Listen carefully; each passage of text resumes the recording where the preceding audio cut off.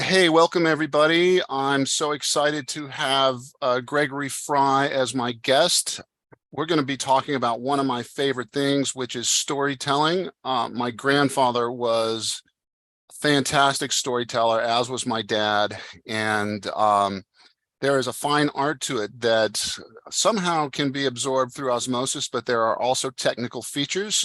Gregory Frye is a storytelling advisor for brands, marketing, and people with over 2 decades of experience as an international storyteller and an award-winning journalist, writer, editor, marketer, consultant, and advisor. Gregory, welcome. Would you just give us a nice short intro to a little bit about what you do, and then we'll hopefully jump right into the meat of what we're going to be talking about today. Thanks, Dr. Jake. Thank you for having me. I'm glad to be here. And yeah, it was a really concise bio. Thank you for sharing that. And that's what I'm into right now. A big part of what I'm into is like you said, the storytelling advisory, which in the cannabis space, that comes from 8+ years of working in cannabis content and marketing, finally crawling out of the editorial trenches, so to speak, and entering that advisory capacity with a 360-degree view of storytelling and cannabis, which I think a lot of brands need that they don't have. And I'm also in the process of diversifying beyond cannabis, bigger picture stuff that which I can't really get into right now, but it's coming up soon. It's all connected. Wonderful. And when I first got into cannabis, and I've been in cannabis over 15 years, which is a long, long time in this industry. So I've seen a lot of change. And I really initially saw it as such a wonderful vehicle for cultural growth and change. And I get the sense that there's some stagnation with that now. And what it's done for me is helping me incorporate aspects that I've learned from cannabis and through the endocannabinoid system into a bigger picture of medicine. Let me ask you a question, Gregory. What is it that audiences are really craving now these days, whether that be in the cannabis space or in the overall general space of where you feel things are moving for you? Well, it depends on the audience. And you have to ask them that. What are they craving? And I think that's one of the biggest challenges, that one of the most overlooked things in cannabis marketing today is there's a lack of clarity on audience. A lot of operators are marketing to just anybody who smokes weed, which is way too broad because cannabis consumers come from all backgrounds. So how can you put relevant messaging out to any of them if you're trying to be everything to everyone, which is that's what that is. And I think that there's another layer here where brands and operators and marketers are really overlooking the opportunities around demand generation. And they can't even get into demand generation because they don't even really know who their audience is. They've gone too broad. So I think we could take that from any number of directions, but I'll hand it back over to you to see where you want to take it. Well, on the cannabis side, on the retail side, and even on the medical side, I've seen some data on baby boomers and also senior populations saying that they're really wanting a very different experience especially in their introductory sessions, walking in to a dispensary for the very first time, and that their needs and wants are not being met. On the medical side, I see so many so-called experts just not really even comprehending that this is a botanical. And so I just see really smart people completely, from my perspective, completely missing the boat about how this medicine as a medicine works, botanically. There are very significant inherent differences between single molecule drugs and botanicals. And I just think on that side, a huge number of folks are missing the boat completely. One of the things that's not being talked about that's so fantastic is the interconnectedness of the endocannabinoid system with all of these other systems, including the gut-brain axis and so many other features. So with that being said, I'll bounce it back to you and ask, is it hard to tell stories about cannabis, or why might it be hard to tell stories about cannabis, including for cannabis marketing? I think you discussed that a little bit, but maybe if we could narrow that down in terms of targeting audiences or whatever you feel is important. I think maybe the biggest challenge, I think there's a lot of challenges that get in the way of cannabis storytelling. You know, a lot of people blame the regulatory restrictions around marketing and advertising, and which are different in every market. A lot of people blame their tight marketing budgets, short-handed with staff.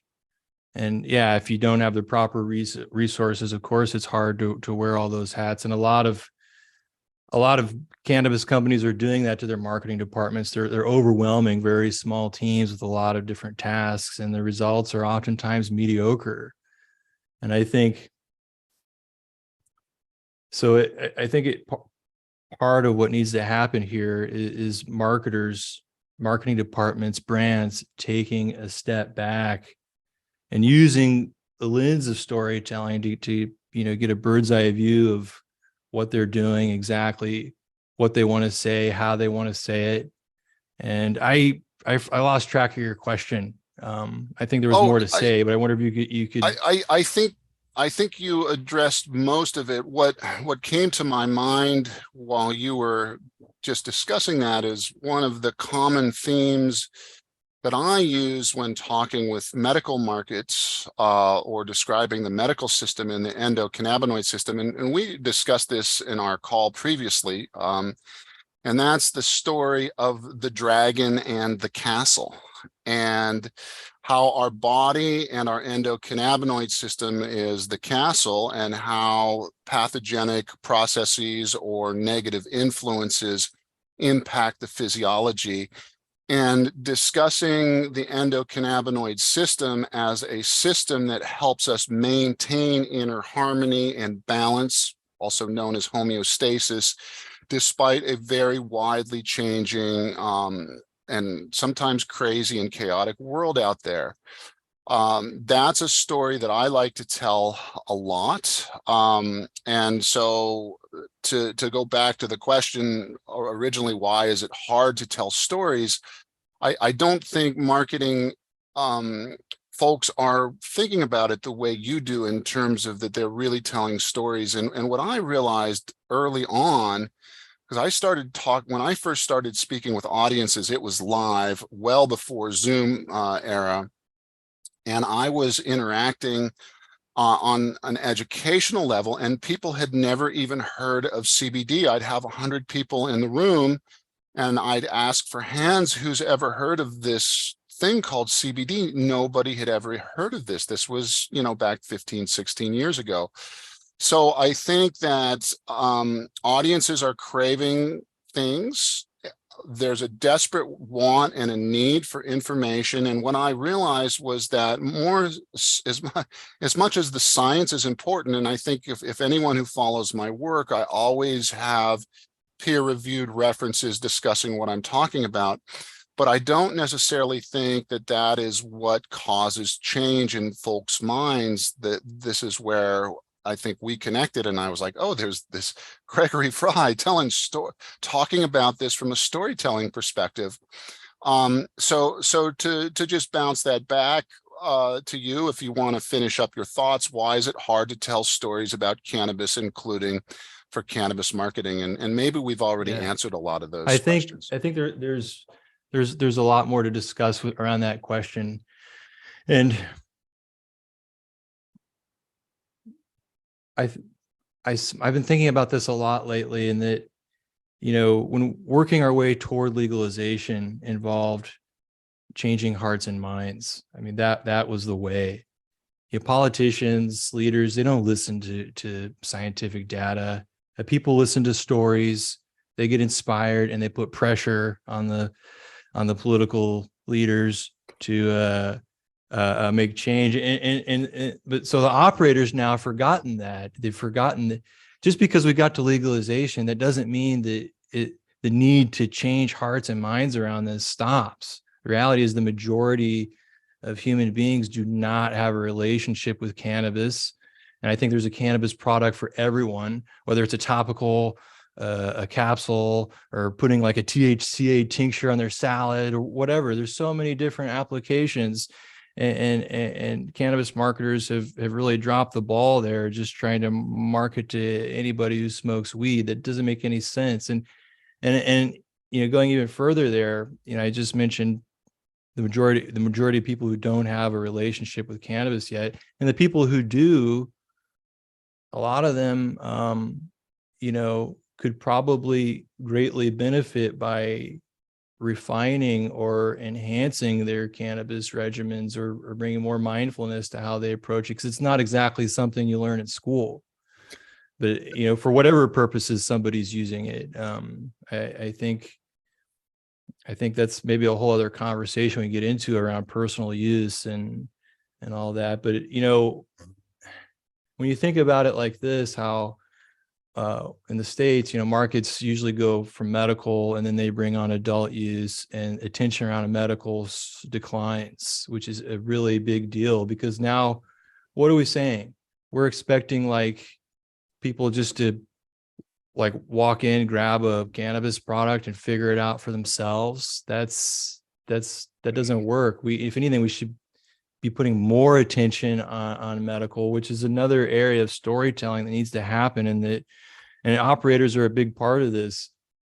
When we talk about cannabis culture, we need to get a little more varied in our thoughts there. Like, a lot of people just think of the existing cannabis culture, people who enjoy cannabis together, and there's a lot of stereotypes involved there. But I think that we need to think about it broader, and that cannabis culture from a wide spectrum of variables, from society's relationship with cannabis, the different aspects of society. Like, why aren't more cannabis brands trying to forge partnerships with like healthcare associations, and why aren't we seeing more brands engage with their local communities to facilitate these education gaps in a way that resonates with them? That's where the target audience I think there's some fear there. I remember in the very early days, Washington State, which is where I'm from, and I also have a license to practice in California and have been down there a lot as well. But mostly I'm in Washington these days. And in the early days of legalization, I was the sponsoring state senator, Senator Colwell's, was a brave woman who brought this legislation forth. And my association, the Naturopathic Medical Association, brought me into one of the behind the scenes political meeting with the medical board, with the nursing board, with the osteopathic board, and us little old naturopaths that people don't really even know about. And there was a pretty heated discussion in there about the medical aspect of cannabis at that time. And I think what won the day for us there was not me bringing the science to the table, but bringing the storytelling aspect to the table. And that the politicians and the aides in the room saw that this was a positive way forward, that there was a positive way for change. Fast forward, maybe a year or so, and the law was getting ready to be processed, and companies were going to start opening up for the first time. And Willie Nelson's brand formed a company to explore entry into the Washington market. And I worked very extensively with that team. And we looked at everything from packaging to products to product development. And I developed 4 medical products for them. We developed a pain-oriented product, a sleep-oriented product. I believe it was an anxiety-oriented product, and I think it was a topical. But there were 4 products that we looked at. And in the end, the brand decided to completely not do medical at all. And I wasn't surprised, because I could see the writing on the wall, where the thought process was everybody was going to move into the recreational, and then people can just get their stuff at the dispensary recreationally, and the medical people could too. So but what I see, and I don't get into dispensaries much anymore these days, but I have spent a lot of time in there, and both on the consumer side and just watching and helping out. I see a lot of patients with medical questions, and especially the boomers and the elderly folks. That is not the experience that makes them feel good about what they're doing. And those particular segments can be very loyal return customers. They won't even go explore another dispensary if you are on if you bring these customers in. They tend to be very loyal, and almost a habitual type of a customer. So anyway, that's my little 22 cents on that. I don't know if that brings anything up for you, Gregory, if that resonates for you in any way. Yeah, it makes me think about the storytelling gaps that are happening at the retail level, where a lot of times people walk into the dispensary and it's extremely overwhelming. Oh, my camera fell down. And I've heard this in a lot of places, this mentality. The turnover with dispensary staff is so high. Why invest in training my people so heavily in cannabis education? And obviously dispensary staff, usually the bud tenders are not physicians. But I think that if you look at that as another storytelling opportunity, what's the story when someone walks into this place, right? And I think that also comes to, we talked earlier about knowing your target audience. And I think the first thing that operators can start doing here is talking to their current customers. Internally identifying the questions that they want to ask, and getting input from people and syncing on those, and then talking to them and recording those conversations and synthesizing all that into customer persona profiles. And you have your primary target audience, that's where a lot of your positioning comes through in your website, and it ought to impact your positioning on the retail floor as well, and how you're engaging with people. That's another challenge a lot of brands have, is with customer loyalty in this space. Most of them just go through current customers, just go through Leafly or LinkedIn, not LinkedIn, or Weed Maps, and that's how they're finding the product they want. I think as and again, I don't smoke weed anymore, but I have a lot of experience smoking cannabis.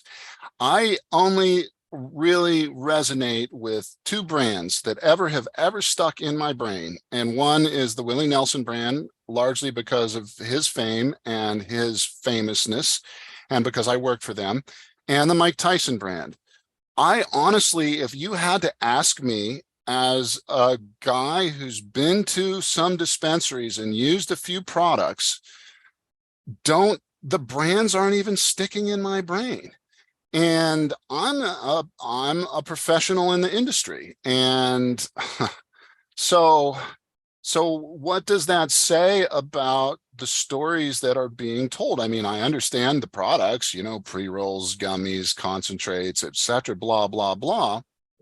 But honestly, I think that the branding, and I even have been querying my friends lately, what's your favorite dispensary? Oh, I like the one on this, that, or the other place. Do you know what it's called? Most of them don't even know the name of the dispensary that they go to most of the time. Mm, They just know where it is. So the branding is atrocious on that yeah. level, I think. And that is not a scientific study, but I have been really curious about that lately.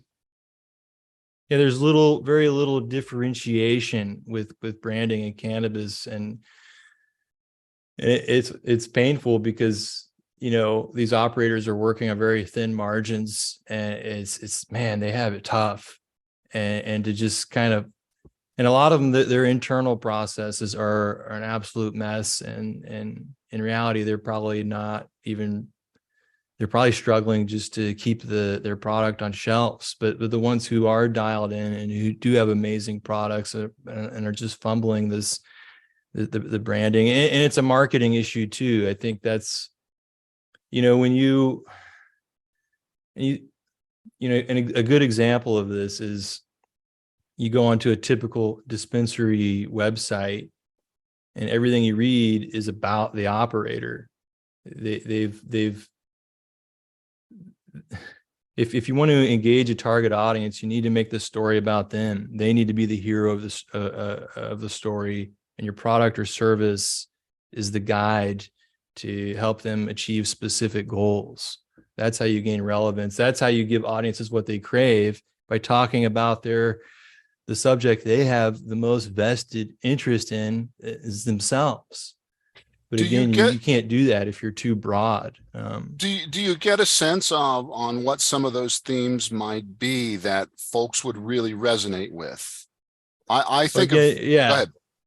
Well, again, there, we talked about primary target audiences a minute ago, and positioning your website for that. But just talking about different themes, this is where brands, if they know how to do it, can experiment with secondary target audiences based on the stuff they're getting from talking to their current customers. They can, by intelligent design, create low-hanging fruit experiments to see if they can grab these people. How do you do that with landing pages? Okay, use it instead of a home page, a landing page designed to position this target audience as the hero. And examples of that could be, bored suburban housewives, or creatives, professional creatives, or Athletes, entrepreneurs. I've seen some sticky athlete oriented things these days, now that you mention that. And what about couples or Intimacy, relationships? sure. And you could even get into this is really niching down, but it's worth experimenting with, because it doesn't cost much to experiment. But uh, parents connecting with their adult children through cannabis. There's something to be said about experiencing cannabis with someone you care about, and how it can bring you closer together. And there's so I many different ways you could play with this. I did. And Oh, I'm go sorry. ahead, doctor. I did see one marketing piece that looked pretty well written to me. And who are potential clients, purchasers really trusting when it comes to learning about the cannabis experience? And you mentioned one, which is the children of elderly folks who's maybe, and they're adults themselves with their own kids, and maybe mom or dad or auntie or grandma has arthritis, and is obviously it is taking a toll and nothing is working for them, and they are interested in them giving it a try. That's one. And then you mentioned really niching down. I think that caregivers, not necessarily even skilled on the nursing or nurse assistant level, but just folks that are coming into homes and helping move the patient, get them up, get them to the shower, get them to, those folks I know because we have a family member and who her caregiver is there, I think 30, 40 hours a week, if I'm not mistaken. So that is a sub niche that could really be targeted, that if they really were understanding or discussing, that people really trust. Anyway, I'll kick that back Yeah, to and you, and, Gregory. and you know, to build on that thought, that the cool thing about really niching down like that is when you have such clearly defined parameters, these people are groups of people are suddenly much more straightforward to reach. And you, of course, yes, like we talked about, you need to understand their questions, their concerns, their goals, all that, and so you can make them the hero of your messaging. And another part of this, knowing your audience is one thing, but also knowing your product, knowing the cannabis plant inside and out, knowing the history, knowing the science, knowing how it works in the body, all that. You're not going to always use all that or always dump all that on people, but the more cannabis knowledge you have as a marketer in this space, the more potential connections you'll see for storytelling opportunities with your target audience. And it comes like, for example, let's say, I've got a blog on my dispensary site and I want to publish an article about a specific terpene because, I want to educate people and they should know about terpene profiles. Straight up like Wikipedia style article on a specific terpene, yeah, that's good info, but it's not going to resonate with anybody. So what happens if we position that like why athletes should be, why cannabis athletes should be interested in limonene, for example, or whatever, like just Let's positioning say yeah. Go perfect. ahead. Well, I would suggest just change that a little bit and substitute limonene for beta caryophyllene. I mean, Yeah. the limonene has uses, but the beta caryophyllene, if you're an athlete, my goodness, the possibilities. So, and also to follow up on what you said, I'm just going to come out and be very critical about the medical establishment. These guys do not understand plants. They are inherently different. Everybody keeps talking about randomized controlled trials. They're not statistically powerful tools for plant medicine because they lack external validity. If you're a scientist, that's not a story. But if you're a scientist, that should mean something to you.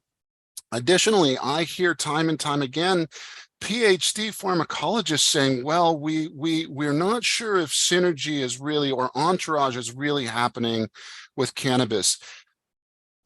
It's an absurd lack of knowledge about the way plants and botanical medicines work. There are 5 mechanisms of synergy. You only need one to have it. And cannabis for sure possesses 4 out of 5 and likely the 5th. So, but what I see are great stories with cannabis have to do with nature connection, have to do with a relationship with a plant. I'm a big fan of, if you ever follow my work on LinkedIn, I very frequently talk about legal adult home grows. If you live in California state, you can grow legally. If you live in Oregon state, you can grow legally. And in many other medical states, such as Washington, if you have a medical card, you can grow legally. The aspect of getting your hands in the dirt, or if you're doing it in a more technical way, and the relationship that you have with the growing of your own medicine, the ability to use the medicine that you grow is phenomenally connecting, especially when that medicine works for you. And it's very exciting. And in the early days before recreational legalization in Washington, we had a co-op model where if you didn't know anything about growing, you could still join the co-op and you could give a donation, and the donation, but if you knew something about growing, and it was a fantastic model, not perfect, but I'm just a big fan of what I saw with communities there, and people helping people, and patients helping patients, and people learning, and somebody getting to be an expert and share what they know. It was a beautiful thing, and that's gone away, and that makes me a little bit sad. But what really makes me sad, first it makes me angry, but then it makes me sad, is that if I was a pharmacist and I knew one drug really, really, really, really well, but I didn't know any other drugs, how could I practice pharmacy? We have so-called experts that only know one plant, and uh, what is it, Gregory, the Dunning-Kruger effect, or something where you think you know a lot more than you know, and then you realize that you don't know very much. I don't know. It gets me upset because I see I see it holding back the industry. And now with us talking, and probably why I've become animated, is because it is that lack of understanding is not allowing these great stories to be told. And I'll bounce Look, that one back at you.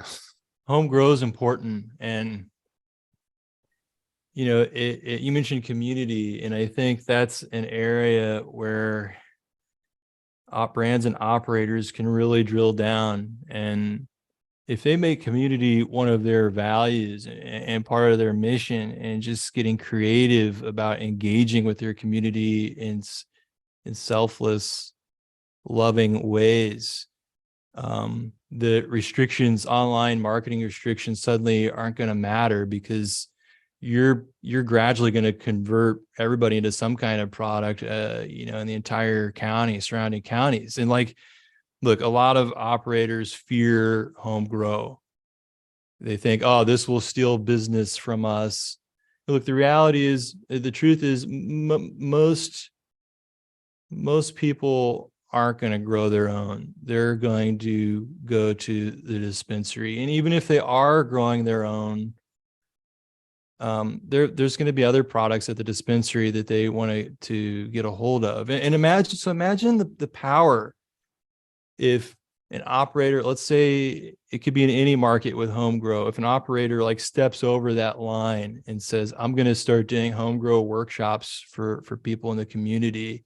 And imagine the kind of connections and bridge building that they'll have with these people. Like, all of a sudden, that's my I'll favorite. tell you what's going to happen, Gregory, is people are going to come into your store, and they Yeah. are going to sit there and they are going to learn. And also, Gregory, if I grow tomatoes, because I love to grow tomatoes, and I'm coming over to your place for dinner, I'm going to bring you some tomatoes because I have too many for myself to eat.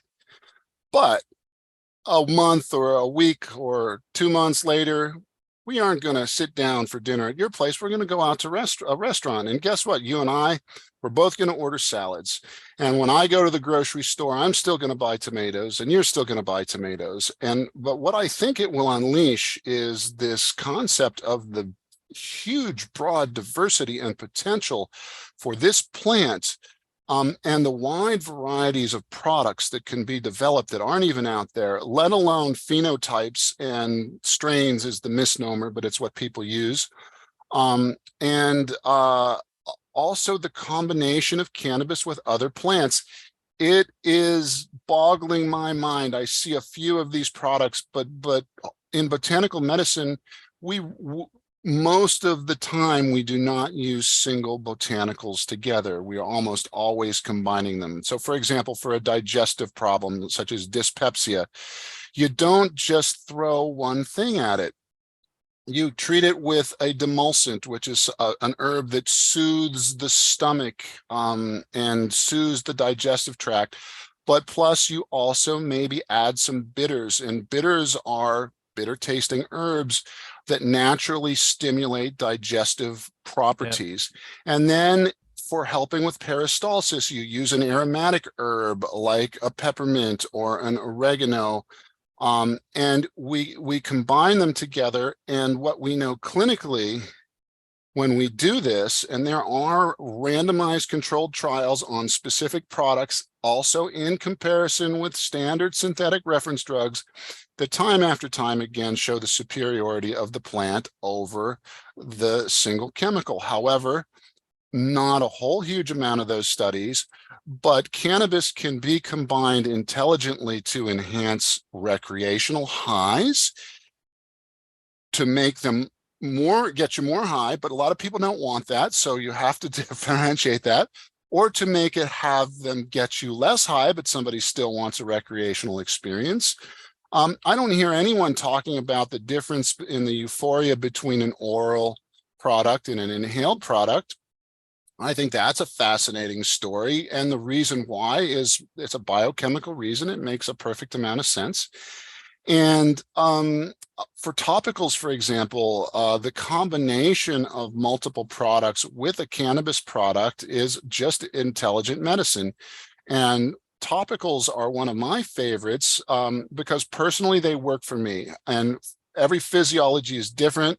And for me, edibles do not work for my pain. I'm a weekend warrior and I need relief, and the edibles don't do it for me. The inhale does not work for my pain, but the topicals do.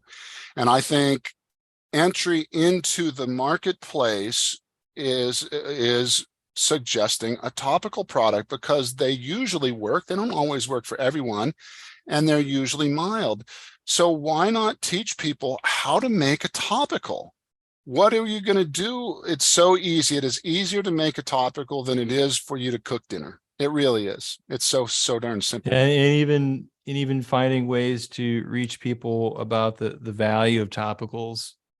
This reminds me of it was kind of a big story a few months back where the actor Kristen Bell had a topical CBD topical called Happy Dance, and the whole thing was it doesn't get you high. Like that was their thing, and they ended up shutting the brand down because the sales weren't enough. And of course, they had trouble getting into like big retailers and stuff with the CBD, but that story, that's not enough for people. That doesn't resonate with people. Like if I'm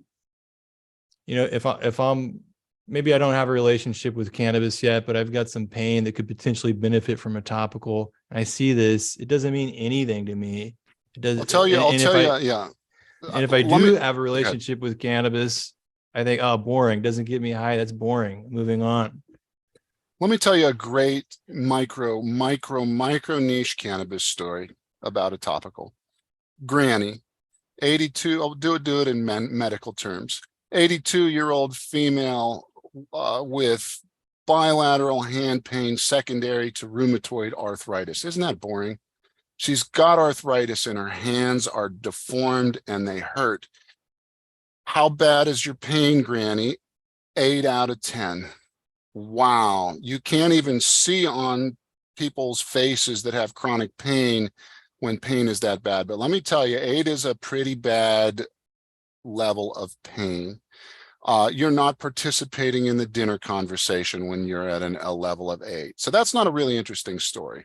But her son, Charles, gets a botanical topical product that not only has CBD in it, but also has some other herbs, including a mint family that has natural salicylates in it, and another herb that has a lot of beta caryophyllene in it.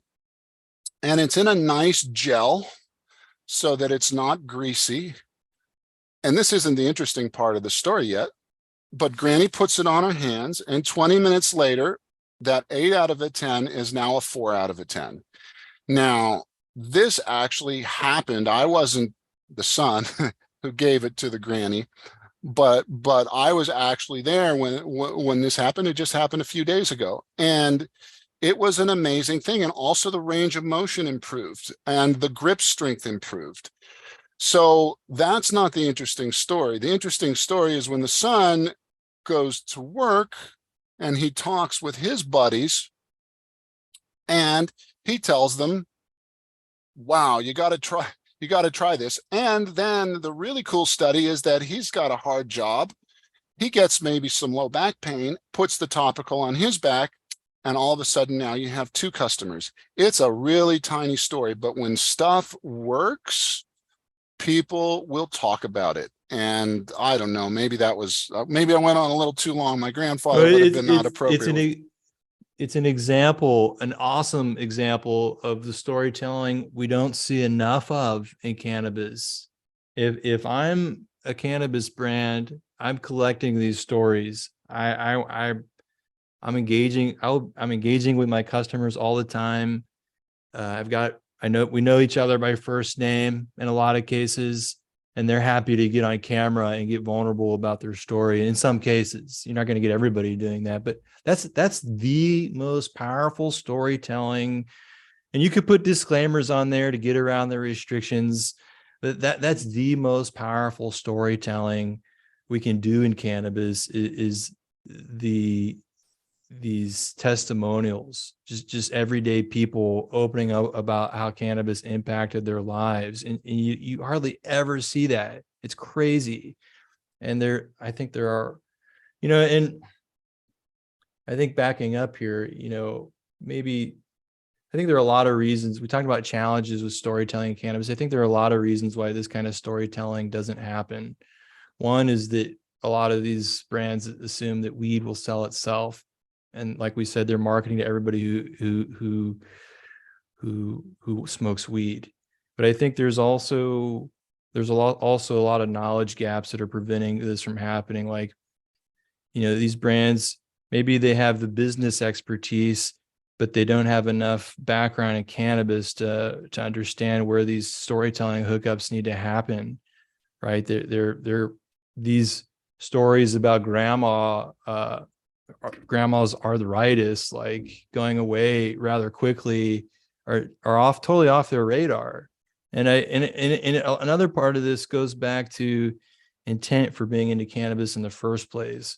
A lot of people just get into this for money, that's their prerogative. I'm not going to judge them. But if you are getting into this for money, does it really make sense to just keep blinders on and not kind of get humble about the possibilities here? Like, if you want to make money, it will pay dividends to figure out the best ways to reach audiences and create that demand generation. And you don't see it. And I think another reason why is these brands are so overwhelmed with all their other restraints, like we said, the high taxes, the tight margins, compliance, and, right? and by the time it gets to the marketing piece, they're out of gas and they could barely see straight. And they're making assumptions about their target audience in a vacuum, which completely compromises any marketing effort, because how can you get your messaging dialed in and in front of the right eyeballs? And I don't know, there's just so many hangups here. And the refreshing thing, though, is that it doesn't take much to start experimenting with these storytelling ideas. You don't have to throw everything at it immediately. You could start taking small steps, experimenting, see what works, and follow that. And I absolutely agree. And really for you, Gregory, I see your audience as a global audience. I mean, your marketing strategy is, I think, because we're both North Americans focusing very much on US market, but there's a whole wide, I mean, Germany looks like they're going to be coming online, Thailand, lots of new markets opening up, and these stories resonate with people everywhere, I think, when they're told well. Well, I don't know, perhaps might you have any thoughts or questions for me that have been burning, or anything that you have thought, oh, I wonder if when I'm on with Dr. Jake, I'll ask him this or I'll ask him that. I think there's bigger picture stuff I'd like to get into with you they're relevant to cannabis, but also relevant to health and human growth and development and functional medicine. These are all things I'm so passionate about, and I think there's a lot we could get into outside of cannabis. And so, but I want to get into the, you mentioned the international factor, and I think we should touch on that for a second. And the concern I have, and I'm seeing it now, is these, like in Europe, they're getting ready to make the exact same storytelling mistakes that we saw in the States. And it's coming from your side, though, the fact that you have a background in medicine and plant medicine, that creates a really powerful impression in terms of approaching brands with story. And I wonder what you mentioned one example where the storytelling concept really resonated. And I wonder, what you've been seeing and engaging with brands with your values. Like, what kind of attitudes are you seeing around, getting this right, which is, you can clearly help brands, get big pieces of this right.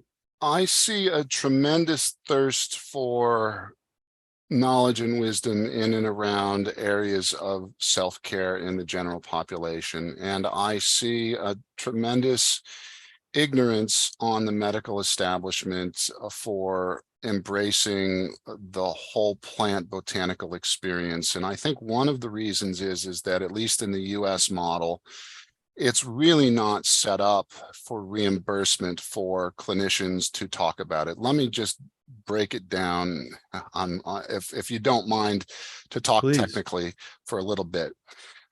Most of the time when we're dealing with a receptor system, the opiate receptor system, for example, we have different receptor systems in our body.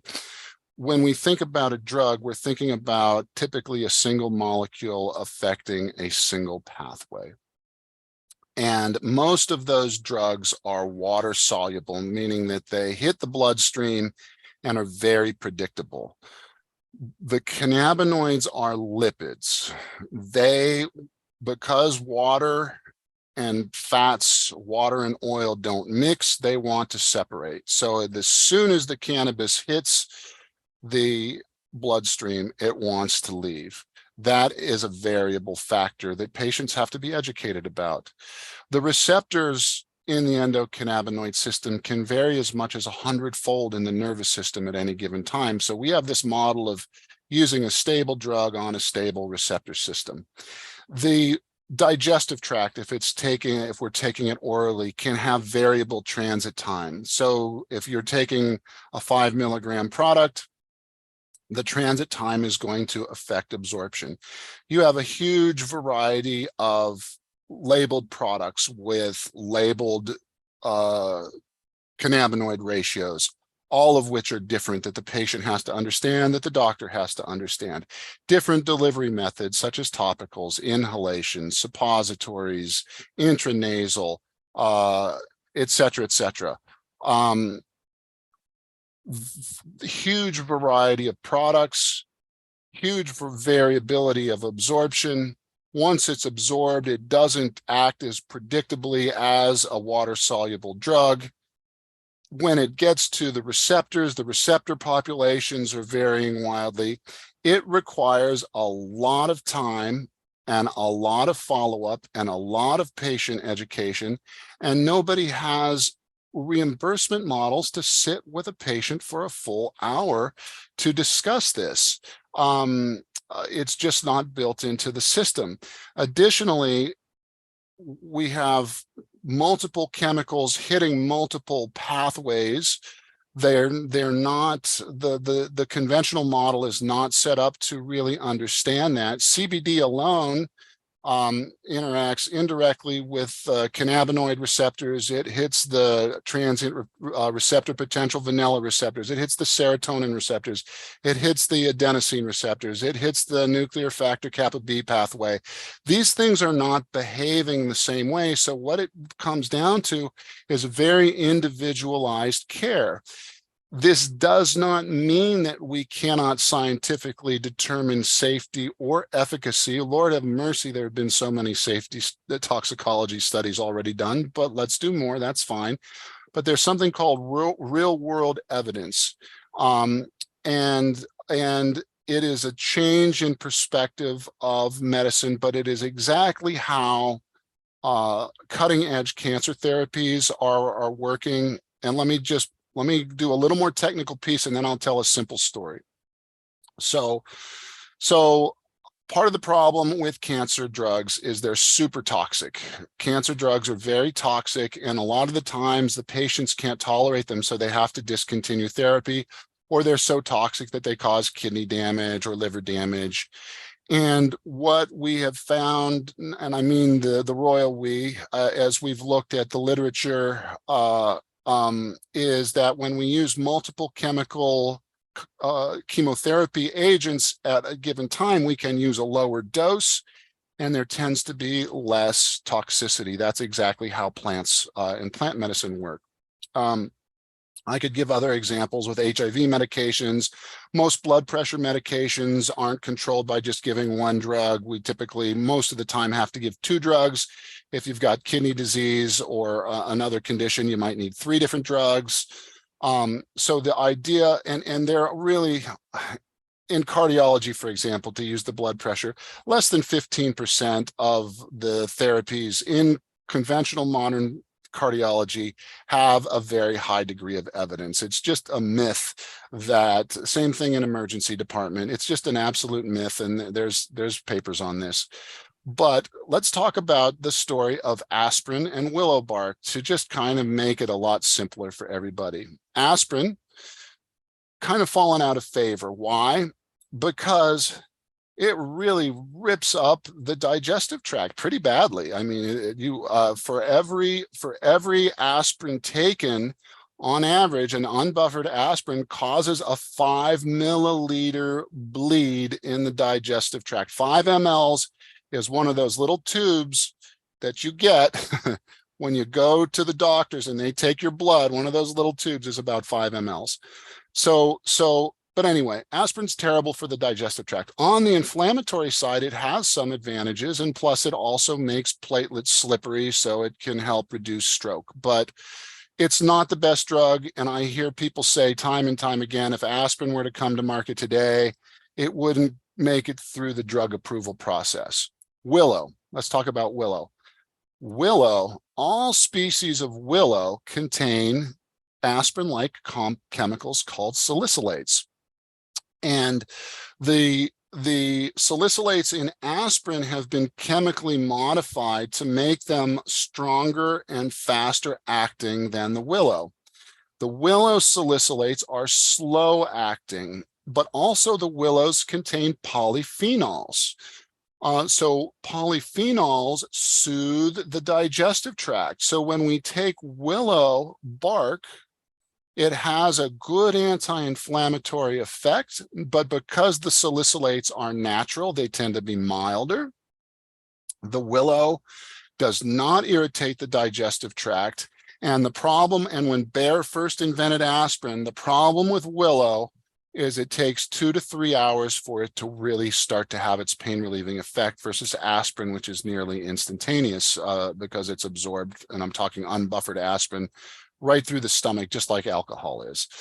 So the plant, the plant offers many superiorities to the conventional drug, with the exception of expedience and time, but it offers a huge advantage in terms of side effects.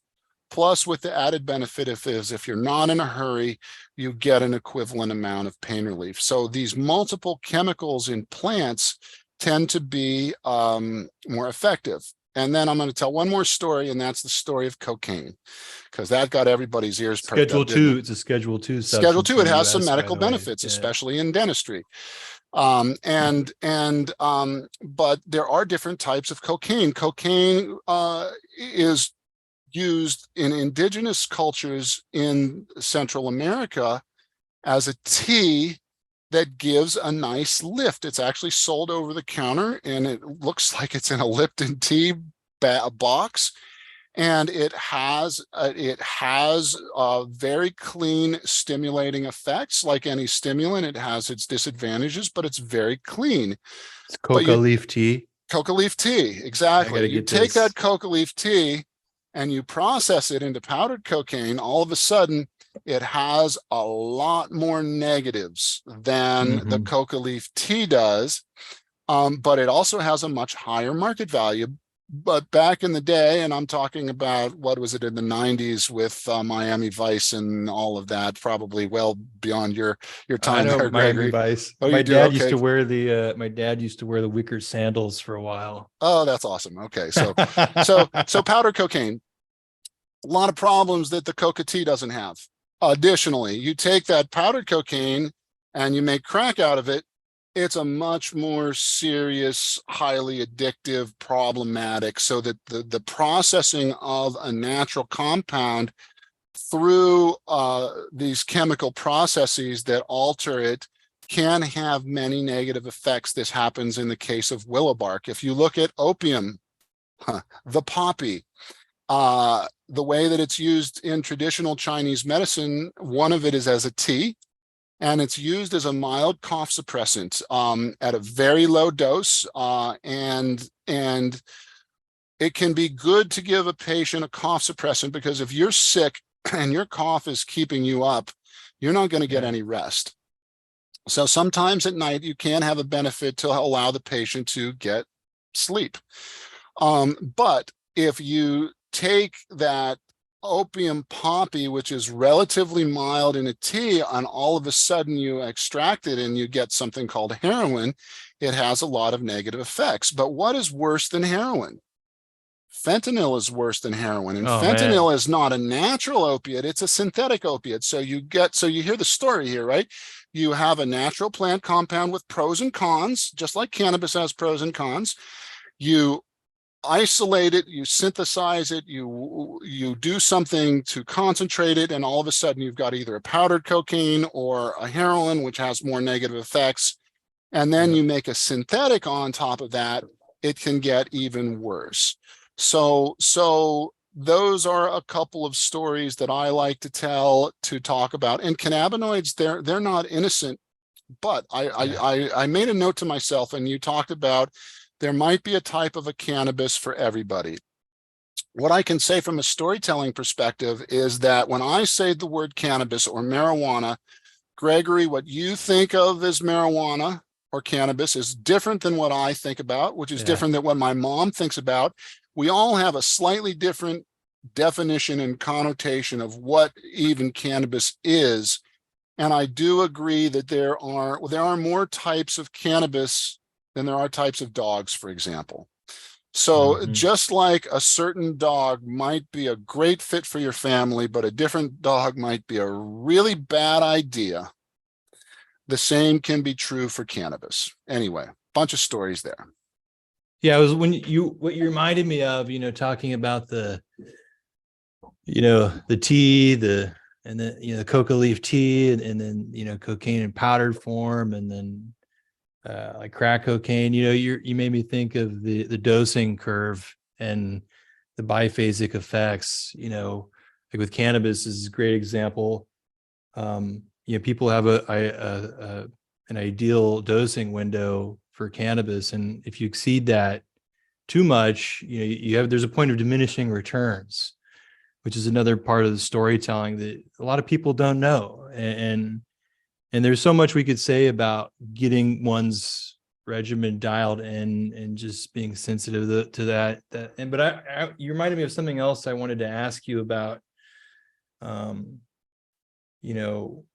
mentioned the ignorance of a lot of physicians around plant-based medicines, and I wonder maybe this will be some getting into some hot takes here, but from your experience and perspective in medicine circles, how serious do you think the average physician is about the Hippocratic Oath and the idea of doing no harm and just being like, all about patients' wellness? Because from the outside, I see that a lot of physicians are not.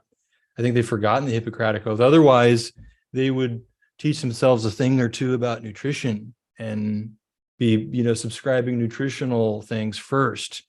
But I which is, even Hippocrates said that, let food be thy medicine. And I like to add on, otherwise it'll be thy poison, if you eat the wrong Oh, yeah, I things. forgot. It's always good to know that. Well, I Like talk, added, yeah, go ahead. go ahead. I talk a bit about the poison aspect with a bad gut flora. I'm doing that this month, but to go back to that, that's a good question. I think some doctors get into. I think it's always a challenge to disparage motive, but I do think that some doctors get into medicine because their parents thought that, you either become a doctor or a lawyer, and those are your two choices. So there's that. But let's assume that they're not, and medicine is not worth the money, even though doctors get, if you're not enjoying it, and it's becoming less and less enjoyable. So let's assume that the motive is good and that they're really interested in helping people. And I think that the majority of people in healthcare are, just like the majority of people in many professions are. But then you put somebody in an environment where every square foot of the hospital is calculated for revenue generation, and they've got you on a timer. And if you are not getting through your patient load quick enough, there are repercussions. So, and 2 out of 5 British physicians are thinking about leaving medicine. We have squeezed the doctors so tightly that they're not enjoying their work, so that instead of a patient being somebody they're trying to help, they become a problem that they're trying to solve, and they're trying to solve it in a certain amount of time. And when any nervous system gets overwhelmed, including the physician's nervous system, from a very stressful environment, we start to take shortcuts at the periphery of our jobs. It's just human nature. It's kind of like, I guess the analogy is, if you've had a couple of beers and then you're going out to play your favorite sport, you're just not as crisp on the edges. When a nervous system is under a lot of stress, we're missing pieces on the edges. And how many of us would want to be a patient on the edge of their physician's problem cycle, and they're 35 minutes late into my visit? I've done my homework because I'm worried about my health. I have a list of questions, one of, or many of which involve marijuana, that the doctor knows very little about. And they usually say something as, I don't know very much about that. You have to go to this resource, that resource, or the other. But there really is no resource that is big enough and robust enough, in my opinion, to handle the magnitude of the education that has to go on both the patient care side by the clinicians, as well as the patients have a lot to learn. And that even leaves out the dispensaries, because they have a lot to learn. And that even leaves out the growers, because they have a lot to learn. So I see it as a cultural problem that does not have a solution within the given framework. Thomas Kuhn, in The Structure of Scientific Revolutions, talks about paradigm changes. The current paradigm is not appropriate for the therapeutic use of cannabis, in my opinion. I think that some of my colleagues would vehemently disagree, and others would say, well, then let's change the system. But some systems are like dragons. They're very big and very hard to handle. And yes, every dragon has a chink in their armor. Godfrey's dragon has a chink in the armor. The Hobbit had it. Every the Death Star in Star Wars was a dragon. It had a chink in its armor. Every dragon has a chink in their armor, and the storyteller is the one who can shoot that arrow and thread it, but it has to be the right story. You can't be the wrong story, and it has to be delivered at the right time and in the right way. So I think that it's a big cultural problem, and I had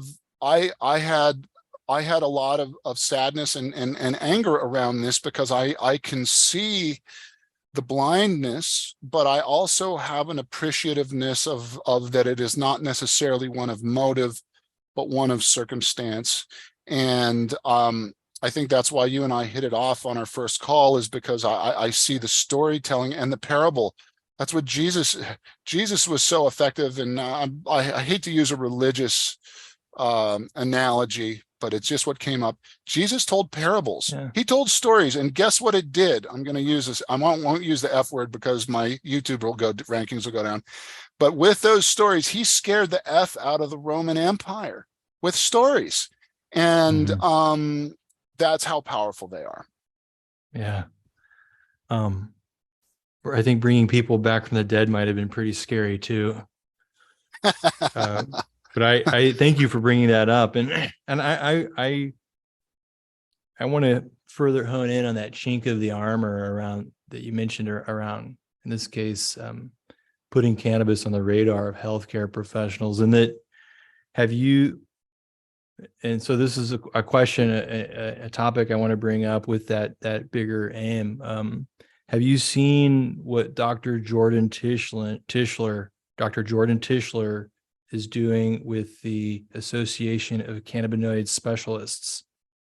I have not. I honestly, no, I have not. So the idea is, assembling all these cannabinoid specialists with, health backgrounds and functional cannabis knowledge, into an association of specialists. And then the idea is to give physicians in general enough knowledge to know when they need to refer a cannabis specialist, or bring a cannabis specialist into the case, whatever the medical case is. And you can't expect all these doctors to learn cannabis, but there needs to be this is the most sensible model, this being able to refer cannabis specialists or bring them on board, to help get dialed in conjunction with whatever else is going on with the patient. And so the question is then, what kind of storytelling? It's not just what kind of storytelling, but the positioning of that story in terms of getting through to these doctors, and winning them over, and getting them into a position of referring them to an association like this. I wonder what are some things that come to your mind in terms of getting the right message to the right audience there? Well, great question. I think that it has to deal with reimbursement is a big piece, and having a specialist would solve some of those problems. I'll do two corollaries there, two kind of counter pieces. One is that the majority, certainly not all, but the vast majority of cannabis naive patients, a cannabis naive patient is one who is naive about cannabis, is going to need at least an hour or more of education, along with multiple follow-ups and multiple product suggestions, including trial and error. So you're talking, at least initially, and then granted, after that initial piece, people can kind of get the hang of it, and once they've figured out what works best for them, do a lot of their own decision making. So I see a bottleneck problem there. The other thing is I one of my clients commissioned me to write a very large cannabis course for doctors. It was a 10-hour course. I think I contributed, I think it had 1,200 references, of which I brought to the table over 400 of those. Um, and so I contribute a huge amount. And when it first came out, the doctors weren't interested. What made them interested was once they were able to get continuing medical education credits and get a certificate for this. Yeah. Because then they have requirements for each in the US continuing education in different states. And even though, for example, in Washington state, we have a considerable leeway of, I think, as much as 40 hours of continuing education where you can pick whatever you want, they still weren't picking the cannabis course until it got the certification. So it has to be brought in to the system somehow. But what I would caution as an herbalist is, first of all, the best way to use cannabis is not by itself. I'm sorry, it's not. This is, for example, you can just take one little plant. We'll take tea, for example, because I'm not, but you could use coffee. I don't think coffee is as good because, but coffee or tea will enhance the pain relieving effects of cannabis. Do you recommend that your pain patient take cannabis with their tea? Well, not if they have high anxiety, perhaps it's not a good idea. Or if they have high blood pressure, perhaps it's not a good idea. Or if they have cardiac arrhythmias, perhaps it's not a good idea.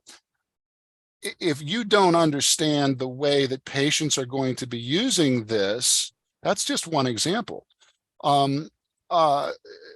You're not going to be getting the best value from what cannabis has to offer. And what cannabis has best to offer, which is the way botanical medicine across the planet is working today. Even if you look at the German Commission e-monographs, well-backed, good quality studies, they're not being used singly. So it does require a paradigm shift, and the amount of education to ramp up the physician army or the client to be able to deliver that, is it would be like a World War II style recruiting process where all of a sudden we're doing mass mobilizations. And then the payment model has to change. So I think that is a grand idea. I hope that I'm wrong about many aspects of this, but it's just how I see this medicine working, and the fact that we have to understand that it is a botanical, it is not going to fit in the single molecule drug paradigm. One potential solution that I could see, well, there's a couple potential solutions that I could see. One is if we made cannabis reimbursable through the healthcare system. And that just like for your blood pressure medication, you can get reimbursed for your cannabis medication. That would change a lot of things, I think, quickly.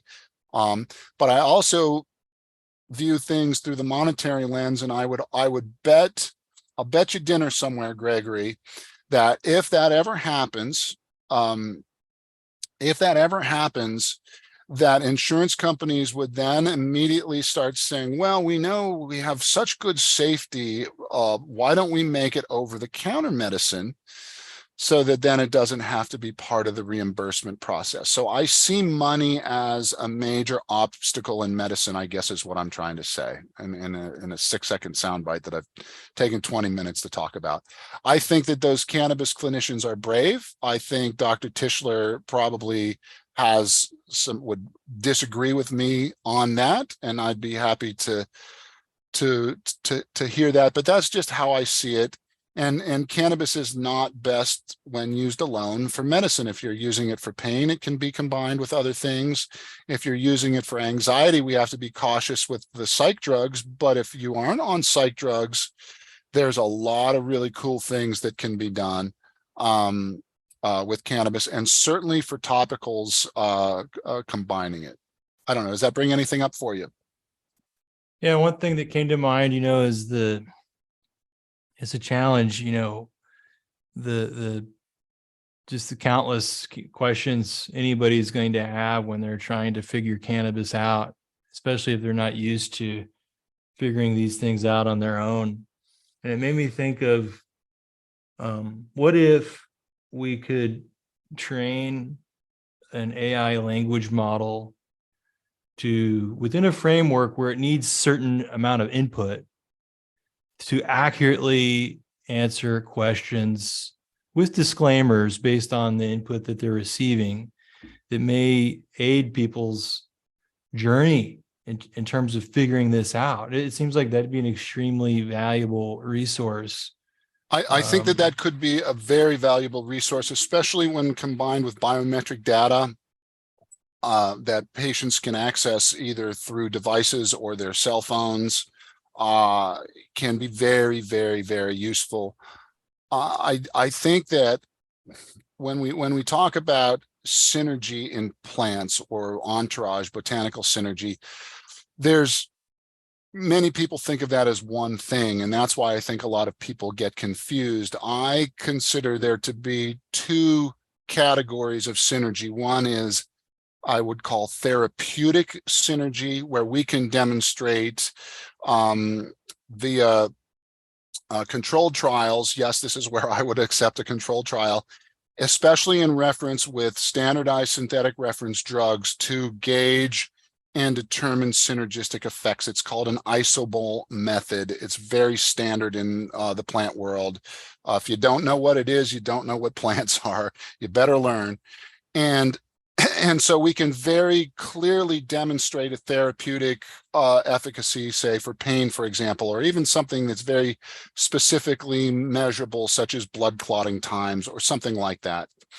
But there's another thing called pharmacologic synergy, which we can know is happening, but we don't know exactly what is happening. So for example, we mentioned terpenes. There can be dozens of terpenes in a given cannabis product, along with a dozen or more cannabinoids in that same product. And you take that product and you test it adequately, and that's a whole separate issue. That's a whole nother story of inadequate testing. But let's assume we test that product accurately and we put it on the shelf. Guess what's going to happen? It's going to start to degrade instantaneously. Those those monoterpenes are immediately going to start leaving the product, especially if it's one that is in the old California style, is regularly opened. Those terpenes, so that no matter what we measure initially in the lab, that is not what the patient is getting. And so there's no real way to see that deeply into the chaos of what is happening. So I think that there's, it would be like using a microscope to watch a Formula One race. You're only really looking at a little piece of this big activity that's going on. So I see that as one potential problem with biometric data. But for basic things like pain control, I think we can, or even sleep or anxiety, I think we can make generalizations. And because of this, I see cannabis as being not used in most cases as a continuous medical product, like you would use your blood pressure medication and you take your blood pressure medication every day, or your thyroid medication every day. I know I'm an outlier on this, and I probably have stepped on some toes, but that's my 2 cents on that. Now for pain, I think it's great. I think that we could probably determine fairly easily with enough biometric data and AI data what terpenes I like. I know there are companies looking at genetic profiles and how people process cannabinoids. That's still in its infancy, but that could be brought into play. So I painted a dark picture, but I'm painting a brighter picture. I think that we have opportunity, but again, it is going to require a lot of commitment, a lot of time, and a lot of energy. And I think that in many cases with cannabis, after a certain amount of education, patients could largely be doing that themselves, but you're going to have quite a caveat on the disclaimer. I don't know. What are your thoughts on that? With the AI model, Mm-hmm.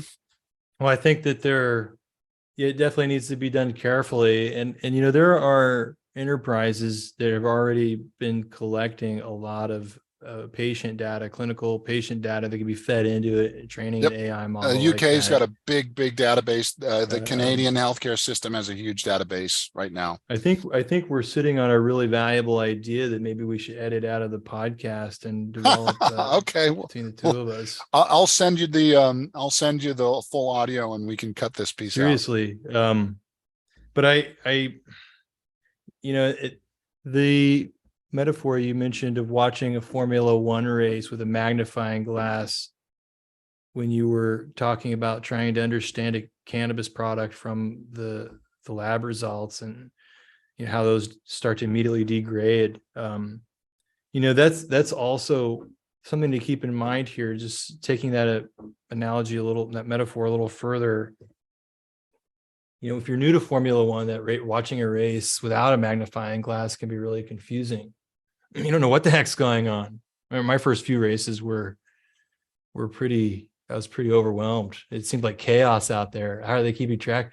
But that's what it's like for people who are new to cannabis. And yeah, they're using a magnifying glass prior, or maybe blurry glasses that, they can't see anything. I think that's another important thing for people to keep in mind. But look, AI is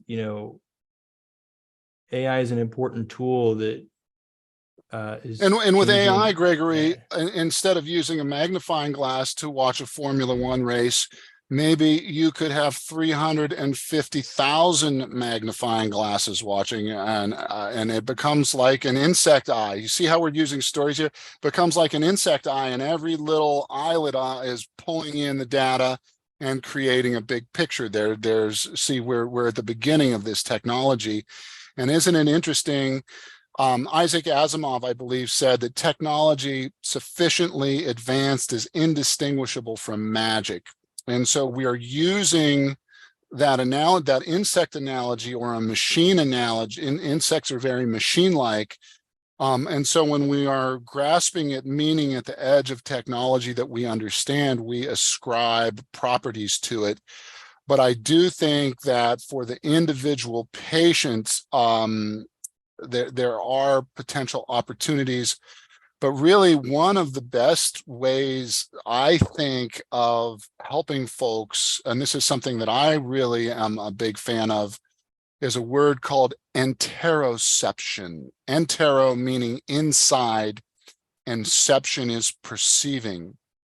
I think a lot of us in the Western world really aren't even aware that we're living inside of a body with physiologic parameters, let alone how it feels to be inside of the body. And a lot of these are pre-verbal or non-verbal signals that, paying attention to breath, for example, is the classic one. But learning to understand how our bodies are reacting is a great way to gather information. Salivary response is a quick way to determine your stress levels. If all of a sudden the salivary is drying up, that's a physical stress response, for example. That's not probably a great one, but teaching the understanding of our own physiology. And then we can because I think AI is most powerful now when not AI is running the whole thing, but when AI is interacting with humans, so that an educated human interacting with AI, I think, is a much better model than the AI telling the unsophisticated or cannabis naive patient what to do. Any thoughts on that? If I were going to be, and I would want to be a part of training this model, one of the things inherent in that training would be designing the language model so that before it gives an answer on anything, it's going to ask a series of questions to make sure it gets enough input to get enough contextualization. Like that's critical for all this. And that's what a good physician does. Right. If a good physician wants to learn the story, A great physician wants to learn the story, and guess what happens to that great physician in the modern hospital system? They get penalized. That's unacceptable. And there's a lot of issues with our healthcare system. Everybody knows it. And you can either complain about something or you can, but that doesn't get you anywhere. So you either have to accept it or change it. And I think people like you and I are, by combining our experiences and abilities, are in a position to, start breaking some eggshells and seeing Agreed. what we can do, start poking the bear. And we Be have careful. to. Yes, We have to. and that's exactly, and I've used some moderately inflammatory and critical language in the podcast here. It doesn't make me feel comfortable. It's not because I'm so passionate that I'm charging at this. There's two great adventure stories.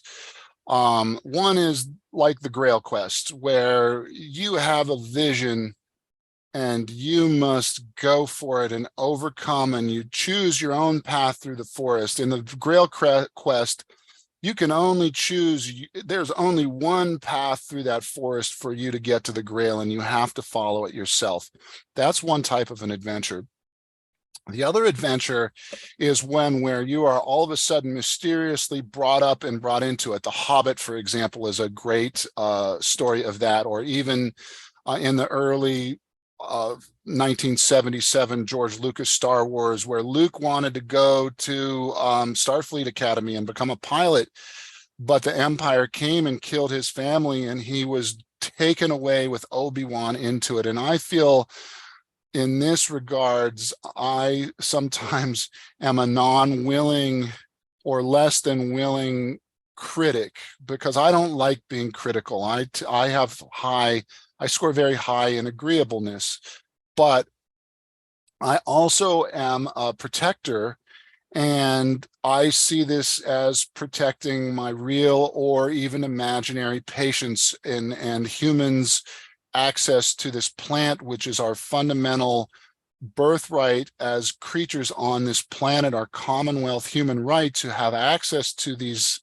things in nature to benefit ourselves. And when we do that, we can then take our gifts and share those with the world. And so I'm very passionate about this, and I do believe criticism must be leveled. And I think that the best way to do that is with stories. And if the stories do not have or make sense scientifically, they're just not going to be good stories. Yeah. It's a matter of having that scientific foundation and then shaping it into a way that resonates. And, one of the powerful things that, because you have that experience and that knowledge, there are a lot of people out there, especially now, things are shifting where a lot of people are more health conscious. They want authenticity. They know the system's rigged.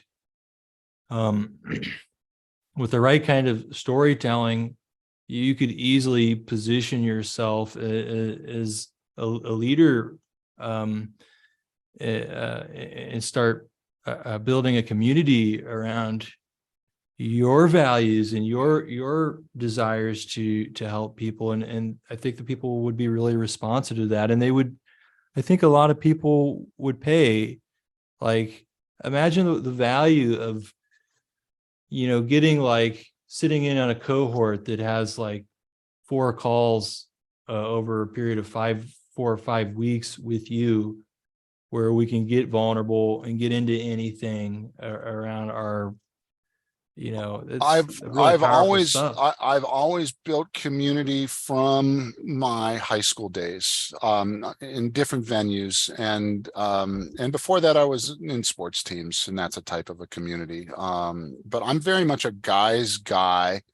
I see some of my message as being for men, but that doesn't mean I want to close off an audience. I am happy what I'm really interested in, do you know what the word raconteur means? Why don't you define it? I have very Raconteur loose. is a Yeah. type of a storyteller.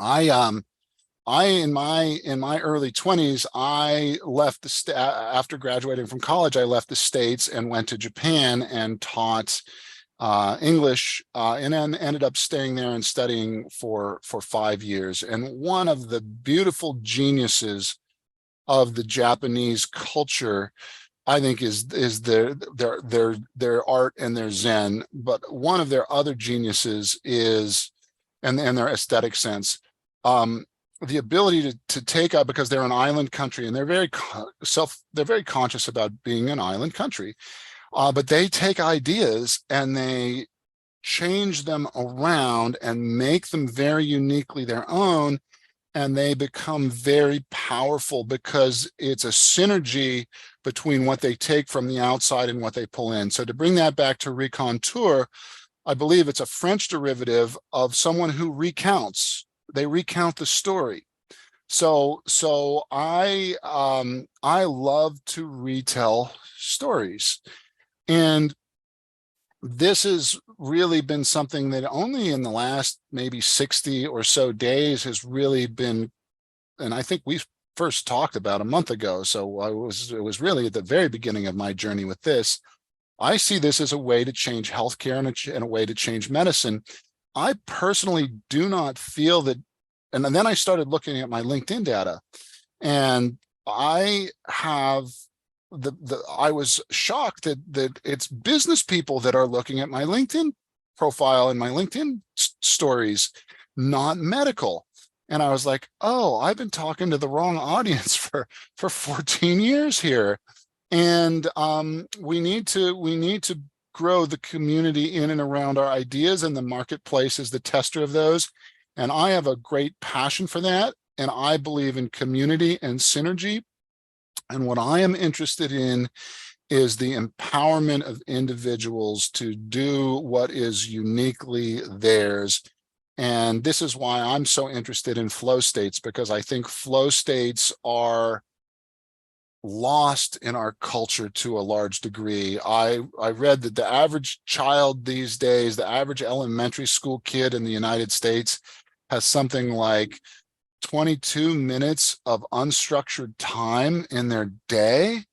I just can't even imagine that. My mom, when I was growing up in the 70s, which I think was the greatest time in the world to be a kid ever in the history of humanity, my mom's message to us was get out of the house, go Yeah. play. She didn't care where we went, but she didn't want us in the house while she was probably trying to relax and watch her own TV show when we were in there creating a lot of noise. So the concept of play is a type of flow, but as adults, skillful acts can be a type of flow. Storytelling is a skill, as you know, that you're a fine artist of. And and and if we are adults and we are, and flow is connection, because we become not so focused on ourselves and we are focusing on the outer world. Otherwise, flow isn't happening. And then flow is connection, and connection is the opposite of addiction and trauma neurologically. It's just fascinating. And so I think, and to tie it into the story that we talked about, doctors who are so stressed and their nervous systems, anyone who's stressed, our nervous system is not making the best decisions, and things get lost on the periphery of our jobs because we're stressed and we have more than we can handle and we let stuff go. And so that's that, and the interconnectedness of all of this physiology with nature and with community is kind of my message that is congealing for me. And I do believe there will be a community around that, because I see the numbers and I see the responses to it already, and my stories are only getting better as I go. You said a lot of really powerful things there that resonated with me. as a potential target audience for you and what you want to bring.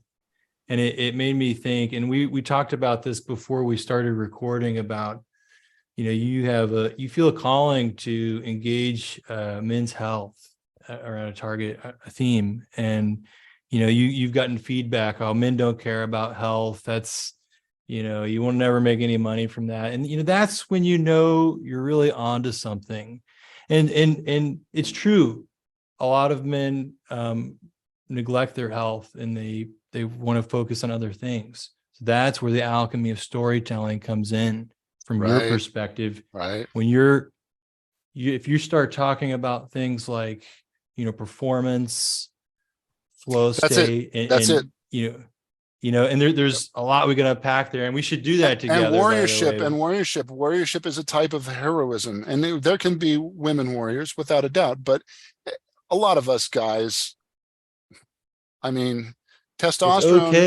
It's okay to target men. It's fine. And look, when I was listening to you talking about that value, and I imagined, like, for me, you were talking about flow state and play and skillful states. Do you know how valuable it would be for somebody like me, who is I'm a knowledge I was a knowledge worker. I'm a creator, I'm an artist, storyteller, entrepreneur. I'm trying to make things happen. Do you know how valuable it would be for me to have somebody like you as a coach, where we're getting granular on my habits, my routines, what I'm putting into my body, and we're setting up experiments together. We're, with an attitude of play, a committed play. How valuable that would be for me, how much value that would add to my life, and that it would help me tremendously in terms of how I'm showing up in the world through, a biophysical, social, even spiritual level, to have that kind of, intimacy with someone from the coaching level like that. So there's a huge target audience for this, because people feel isolated now. They're confused. They need anything to help them, and this has to do with new projects I'm working on that are really centered around human growth and development in the modern age, which we could get into together. I think there's a lot to unpack here, though. I resonate with that deeply, Gregory, and this is something that I am moving towards. And again, your feedback is very much appreciated. And I think that my dad was a Marine. He's passed. So he always said, don't use that term in the past. Once a Marine, always a Marine. But as is my brother and my uncle, and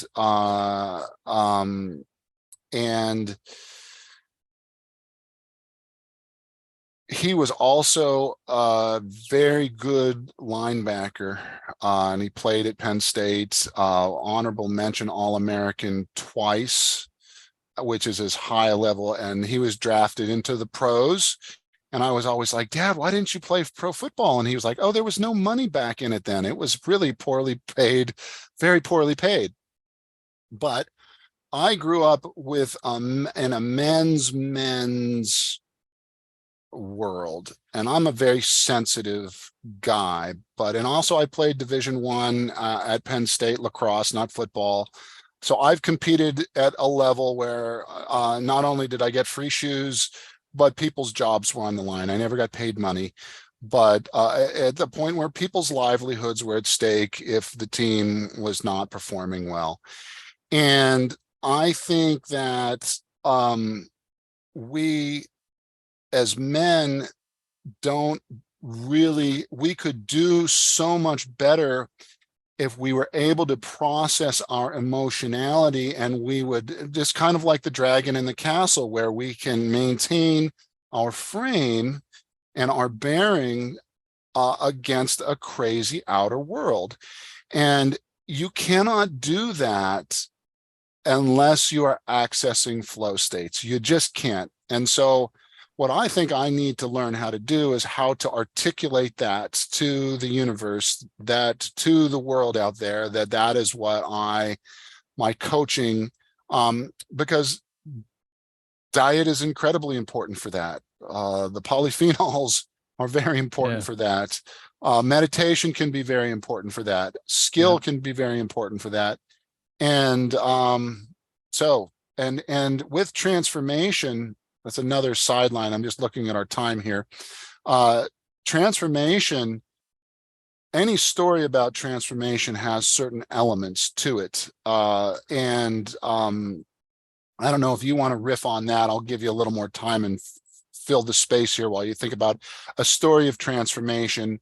The Rocky, especially the early Rocky, great story. Again, these are men's stories. The Luke Skywalker story of transformation. The Hobbit is a story of transformation. The Ted Lasso series going on now. I don't know what your thoughts are on that. That's a series of group-oriented transformation on multiple levels, not just guys, but the women as well. Any thoughts on stories of transformation? Well, and yeah, and you mentioned your family's connection to the Marines. My dad served in the Army. He, one potential group that you could target is veterans. Like, what's the suicide rate of veterans right now? Well, I guarantee you, we it's don't have the real huge. numbers. It's huge, and we don't know the real numbers. And I love working with vets. I am not a vet, nor was I a service member, so I feel maybe that's an arena that I would need to be invited into. However, I do claim warriorship as an identity. I have not been to war, but I wouldn't want to fight me. Even though I'm well into middle age, I still wouldn't want to fight me. And I don't mean that in an aggressive or any kind of way, but I absolutely resonate because I do scary things. You can take you can take a very courageous Marine or Navy SEAL or whomever. One of the scariest things in the world to do, of course, is warfare, but another one of the scariest things to do in the world is public speaking. That's some scary shit, right? So I do claim an ownership of a warriorship aspect, and that has come through a transformational process for me in and of myself. And so I think I could offer it up in that way. But I absolutely agree our vets need help. They and I think, and my grandfather, I'll tell another story. My grandfather was born in 1896. That's not a mistake. He was born in 1896, and he was a World War I veteran and a patriot. And he was going to be on the cover of Life magazine, except for that was the week that the Twin Towers fell. But they had all done, they came and they did the photo shoot and did the workup and everything. He lived to 103. And I would ask him about, and so he was 70 when I was born. So that is an old man for your grandpa, but he lived another further 33 years. So we really got, I really got into adulthood with him still around. And I would ask him things like, you could never talk to anybody in this day about, like, Grandpa, what was it like before electricity? And he would know because he was there. But he would also talk about the war. And he was always an American. I was brought up in the church. I salute the flag. And he would tell his stories. He was on a ship. I believe his World War I ship was the USS Seattle. I think that was his ship, but he was just a low-level sailor in the Navy. But every night they would go to bed not knowing if they would get torpedoed.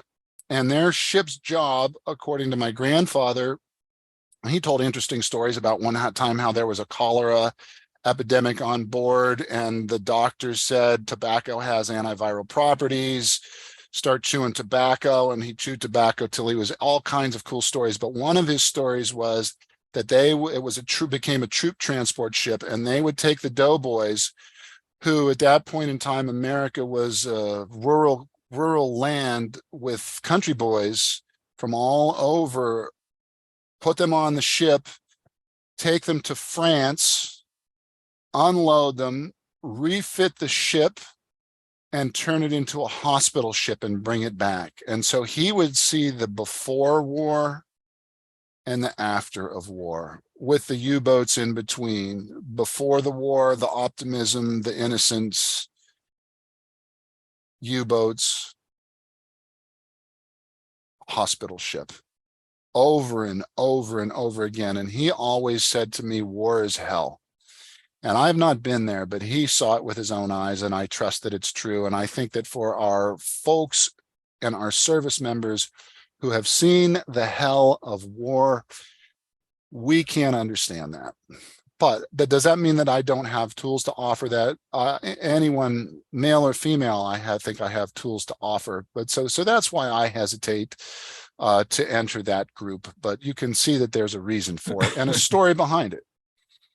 I think we should definitely explore that more together. Maybe not in this conversation, but in soon, because I think there's a lot more that a lot of feedback I would want to. I would love that, and I'm sure we could have some exchange. I want to talk a little bit about your work and I know that you have a workshop that you've been working on, and I've seen some of them. Before we go there, I do want to add something about transformation. Yes, please. I'm sorry, I forgot. Those stories all those stories you got from your grandfather, those are always so precious. And that's one of my values in life is I love to engage with older generation. I want to get all the stories I can while I got the chance. But when you're engaging a target audience, that story of transformation is everything. And remember, it can never be about you. It's about their transformation. Your stories may come up somewhere downstream, but it's always more about them than it is about you. That's where you grab people. And it doesn't matter what the target audience is. And if anybody can implement that in all of their messaging, making it about them, and that's why you have to know them very well. And I would love to unpack that more with you. And let's do it. I think I'm eager. Whatever target group you choose to serve, I think you can add a ton of value. And that's, you asked me about what I'm up to, story gurus, and it really connects. Working with brands, marketers, and people on the storytelling, getting the ship pointed in the right direction so that the right message is going to the right people. And there's a process to that. It's a process that involves a lot of creativity, frameworks for creativity, frameworks for experimenting to gain further clarity and create that demand generation. There's a concept that I've really been zeroing in on. I call it negligent storytelling versus high impact storytelling. Negligent storytelling is what we see the most of when businesses, brands, or people are trying to market themselves for anything, and they feel like they got the story in check. It looks good to them. They've gotten good feedback on it maybe, but really they never. That story is still in their head. It was created in a vacuum, and you don't know if it's punching through other people's perception, or they're just going to keep scrolling. How can you disrupt that pattern that stops people from scrolling? You call them out somehow. You catch their attention, and if it's about them in a very impactful, curious way, it's tricky, but the more you can define who you're after and who the hero of your story is, the more you can get clear on those parameters. So that's what Story Gurus is about, is really working with brands and people at an advisory level on that. And I'm excited about it. And there's a workshop that we've been developing, which I actually put on my LinkedIn. You can find featured. Will probably still be featured when this comes up, but I put together a mind map I saw which that. That was a sort really great yeah, diagram. Very, it very really good. captures all the essentials very, very concisely that somebody needs to get dialed in. It doesn't say how to do all these things, but it does say what to do. I guess there's some how in there also. It's very actionable. And, and I've got other projects underway, a lot of potential things in the pipeline, around ancillary stuff in the cannabis industry, and some stuff beyond the cannabis industry around, really around human growth and development. And like you said, creating community. I'm really interested in creating communities for people who,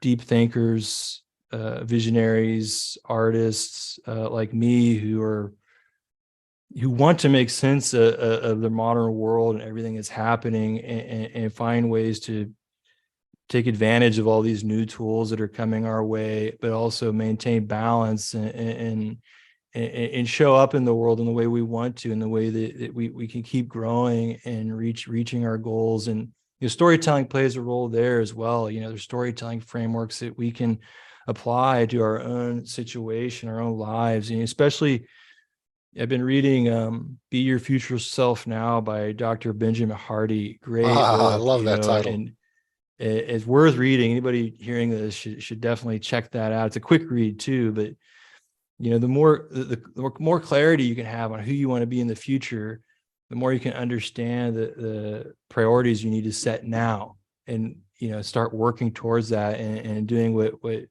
Josh Waitzkin from that Searching for Bobby Fischer story, that famous chess player. Oh, He got yeah. out of chess. He developed a theory, or really a way of life called investing in loss, where you're purposefully putting yourself in uncomfortable situations that are put really beyond your comfort zone, but going towards things that you want to solve and get better at. And the risk of failure is high, but even when you do fail, it creates quicker stepping stones to quickly grow, much quicker than just staying where we're comfortable and keeping those goals abstract. And so the storytelling, you can use it to using principles like in conjunction with principles that Hardy is laying out in his book. You can really use that to start mapping out where you want to be and applying it to where you are now, and just making sure those plot points are connected. Because another thing with storytelling, yes, there are surprises and obstacles, and but the end is always inevitable, depending on the choices that the protagonist makes. Yes. So that's a bigger thing I'm developing. And I've been viewing, and I've been navigating this world as a storyteller for so long, and learning from my own failures. And I feel like there's a lot to add there, and a lot of value to add in terms of Absolutely. turning other people into story gurus of their own Uh-huh. lives and professions and goals. What is your website, and how can people get a hold of you? I'm on LinkedIn, Great. Gregory Frye, storytelling advisor. You can also find me through story-gurus.com. I'm going to be playing more on Twitter soon, at Gregory E. Frye on Twitter. But that's going to be for more bigger picture stuff like we talked about. So yeah. Wonderful. Wonderful. I really wish we had more time. I do need to run. As I mentioned, I unfortunately have a hard stop. Otherwise, I feel like I could go on and on. Let's connect offline and continue the conversation, and maybe bring you back on and do another one of these soon. I really, really appreciate your time. We've got maybe 2 or 3 more minutes if you think of anything you want to fill. I really liked your discussion of transformational stories, that it really has to be about them. Your wisdom in and around cannabis stories, I think, is fascinating, and just really look forward to a further continuance of this. Any closing thoughts that you care to discuss, Gregory? Yeah, just, I guess, a fun thing. One of my favorite ways to get into a flow state I did this a lot as, when I was serving as a writer, wordsmith, a light dose of cannabis, sometimes a double light dose, and then putting on some Terry Riley, who's sort of a minimalist composer, Philip Glass, something as minimalist, repetitive, has always really gotten me in the zone when I needed to just get into the flow state and get in there and start, Next time just we get locked chat, in. let's talk So about music and the eighth cranial nerve. I do a lot of talking about 10th cranial nerve this month on LinkedIn, but eighth cranial nerve is hearing and balance, both of which are very important in flow and come out in dancing. And for me, this simple nonverbal music really helps me push when I'm at my desk. So I really thank you, Gregory. I had a great, I learned so much. Thank you for sharing. We will do this again sometime, I can assure you. And I wish you, you're all the way over in Greece, so I wish you have a great evening, and I will look forward to being in touch. thank you, Dr. Jake. I appreciate you. Okay. Well, thank you. We'll cut this last piece off. I'm sorry I need to go. I feel like it could have gone further, but maybe you're tired at the end of your day. How did that go for you? I felt it was fantastic. I I loved think every there's a second. lot of material. Oh man. And I'm going to splice it up and release it one at a time. I'll do the whole thing. I'll send you the whole thing this week. I should get that out to you. Any thoughts or comments? Do you really want me to cut that piece? I think we should keep it, but we could talk about We that could too. keep it. I think it is $1 million idea though. And you should sleep on it, because if you Sleep on it. wanted You do the to, same. You let me know. You let me know. Okay. if I think it's something that we would want to put our heads on together if you wanted to Let's schedule explore another that. Or call. I'm going to be at the coast surfing all next week, which might be a great time for us to talk. But I might be out of cell phone range. But certainly within a couple of weeks, if we want, we can get something on the schedule. I'm really truly grateful about what you said about maybe the men's work and the self-affirming of that. And if you Yeah. think that I have something to offer, I'm sure we could do some type of an exchange, and that could further. And I'm also, as you can see, not a bad literary storyteller either. So maybe there might be some real good synergy there. Let's think about it. Yeah, let's explore that for sure. Okay. Hey, but I gotta go because I gotta use the bathroom before my next call. And I sincerely appreciate it, but enjoy yourself. You've got a great message, and I can't wait to see however what your future self becomes, or however the title of that was. And cheers. Thank you, doctor. I appreciate you. Thank you.